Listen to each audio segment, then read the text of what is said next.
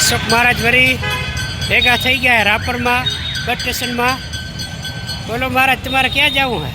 મારે જવું છે સમજીભાઈ સાવલા બાજુ. હું પાછો એમ કે અગરબત્તી વેચતો પાછો એમ કે સમજીભાઈને મળી ગયો.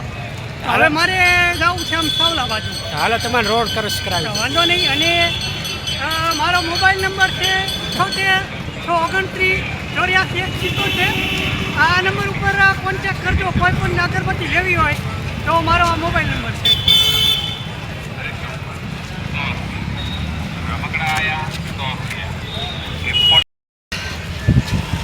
અશોકભાઈ મહારાજ તમારે રોડ ક્રોસ કરાવી રહ્યા.